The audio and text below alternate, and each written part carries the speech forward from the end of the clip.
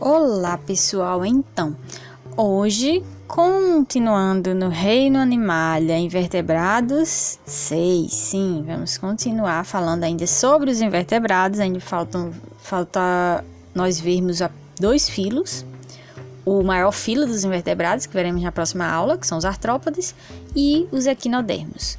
Então, já estamos finalizando, né? Estamos chegando ao final do reino dos invertebrados e do reino animalia. A gente vai passar agora para os vertebrados. Então, nessa aula vamos falar sobre um grupo que ficou faltando. Lembra que eu falei que tínhamos 3 grupos de eumintos: os plateumintos, os nemateumintos, e iríamos ver o terceiro grupo depois, que é esse grupo aqui, porque estamos estudando seguindo a linha filogenética, então a linha evolutiva. Então nós temos o grupo dos anelídeos, o filo Annelida. Como já sabem, ritual de estudo: pegar o caderno, a caneta, anotar os pontos principais da aula, para posteriormente tirar as dúvidas, e vamos seguir em frente. Então, quanto às características gerais, vocês vão observar o seguinte: o filo Annelida, ele vai reunir animais com estrutura corporal cilíndrica. Então, ele tem esse corpo cilíndrico, que é típico dos eumintos, como vocês já sabem. Porém, diferente dos demais, ele é segmentado com evidentes anéis externos e também subdivididos internamente. Então, eles têm essa divisão não somente da forma externa, como internamente, na sua morfologia, eles vão possuir. Então, é uma verdadeira metamerização. Metamerização significa o organismo que possui divisões, metâmeros. Então, ele vai possuir metâmeros reais, verdadeiros.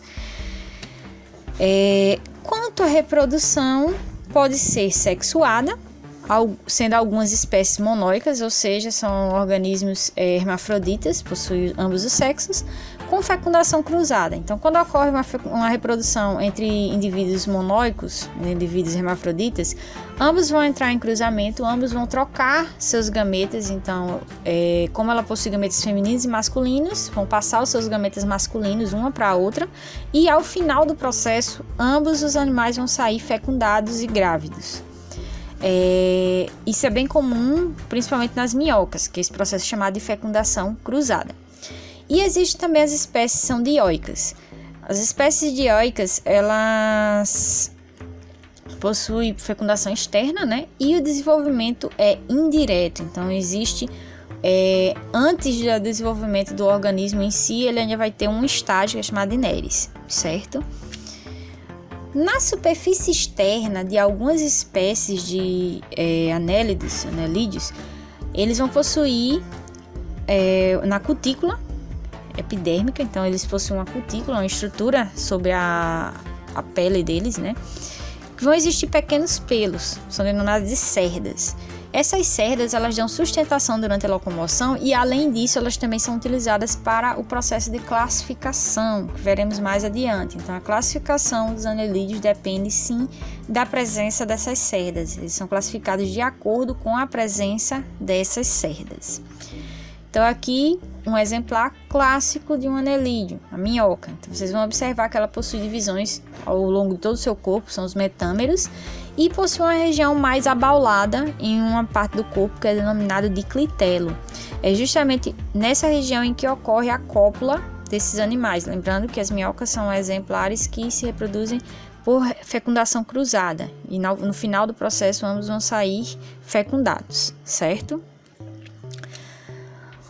Quanto à morfologia, sistema digestivo, a digestão é completa e extracelular. Ele vai possuir, nesse grupo de organismos, vamos encontrar a divisão do sistema digestório bem direitinho. Tem órgãos específicos dentro do sistema digestório, certo? Então, eles têm essa divisão, diferentemente de alguns outros grupos que vimos. Sistema respiratório, a respiração é cutânea, ou seja, ocorre sob a pele. Então, a interação do oxigênio com a pele, entrando na corrente circulatória desse organismo, e esse organismo vai fazer toda a transmissão do oxigênio pelo corpo. Sistema nervoso é formado por um gânglio nervoso central ligado a um cordão ventral com numerosos nódulos. Então, ele possui nódulos nervosos. Ele não vai possuir cérebro, ele vai possuir o que são chamados de gânglios. Vocês verão no próximo grupo que vamos estudar, que são os artrópodes, que eles possuem esses gânglios ventrais também. E no caso, por exemplo, da barata, a barata ela possui, acho que são 5 gânglios. Então, por isso que quando você dá uma chinelada na barata, você dá 1, 2, 3 e a barata continua viva. É porque você não destruiu todos os gânglios nervosos da barata. Sistema circulatório é fechado, ou seja, o líquido, né, o líquido circulatório, ele vai percorrer dentro de vasos. E nesses vasos ele vai possuir também vasos pulsáteis, então são vasos que funcionam como corações, eles vão pulsar para conduzir todo o líquido circulatório no corpo do organismo. O sistema excretor formado por metanefrídeos, que secreta principalmente amônia. Então, cada metanefrídeo vai ser responsável por secretar essas substâncias. As substâncias vão sair do corpo do animal através da pele também. Então, o sistema digestório, como vocês sabem, né, ele vai possuir o sistema digestório completo, boca e ânus. Ele vai possuir uma faringe, um esôfago, papo e uma moela. Então, a moela é onde vai fazer meio que a digestão mecânica desse organismo. Quanto ao sistema circulatório, né, vocês vão observar que ele vai possuir os vasos pulsáteis, os corações vão lá funcionar para bombear todo o líquido ao redor do corpo do organismo.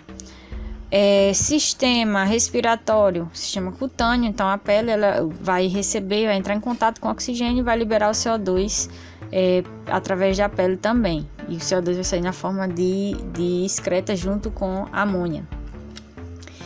E o sistema nervoso, que são os gânglios. Então vocês observem que os gânglios são esses nódulos, né, esses nódulos nervosos que são responsáveis pela condução do estímulo nervoso dentro do organismo.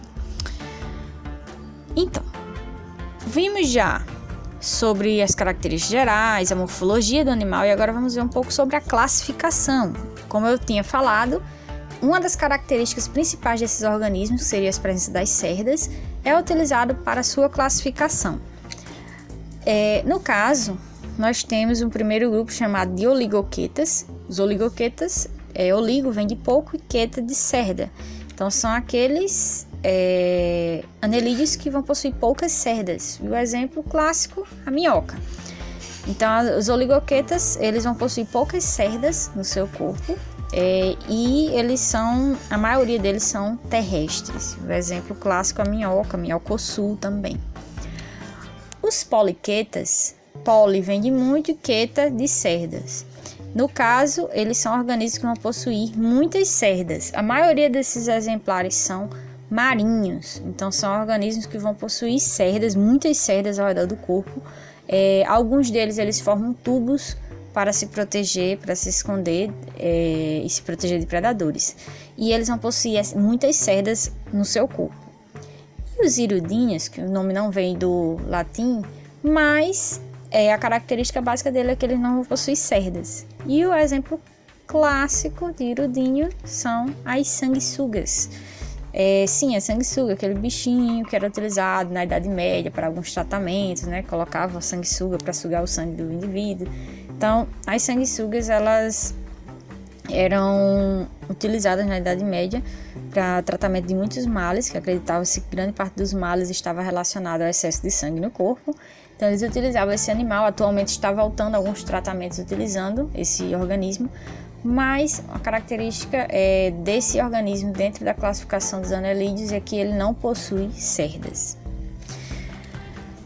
E, por fim, falar um pouco sobre a importância, né? Afinal, é necessário vocês entenderem a importância desse organismo. Todos os demais que vocês já estudaram também, mas esse organismo ele tem uma importância bem direta relacionada à espécie humana, porque, afinal, vocês já sabem, minhocas vivem no solo, certo? E qual a relação disso com a nossa sobrevivência? Elas são reconhecidas pela sua importância no solo. Por quê?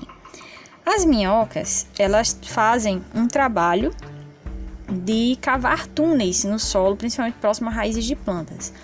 Essa função que elas fazem, elas vão também se alimentar de detritos e liberar seus dejetos nessas raízes dessas plantas. O que acontece? Esses detritos, essa matéria orgânica que foi digerida pelas minhocas é extremamente nutritiva para as plantas, além do processo de ela escavar o solo, que vai aerar o solo e vai facilitar o desenvolvimento das plantas nesse local, vai acelerar o processo das plantas, o processo de desenvolvimento das plantas nesse local. Então, elas são de extrema importância para a agricultura. E como vocês sabem, a agricultura é o fator principal que a espécie humana vive, né? Depende, afinal o ser humano se alimenta e precisa desses alimentos obtidos através da agricultura. E esse processo que ela faz vai servir para a produção do humus. Vocês já ouviram falar, né? O humus de minhoca. Então, esse solo extremamente nutritivo, rico, cheio de detritos, dejetos das minhocas, aerado, é um solo extremamente rico, extremamente produtivo para o desenvolvimento de plantas, certo? Então, principalmente para a agricultura, tem uma importância muito, muito grande. Além de ser um animal detritívoro, tem sua importância ecológica, porque afinal ele vai fazer o processo de decomposição, tudo como você já sabe.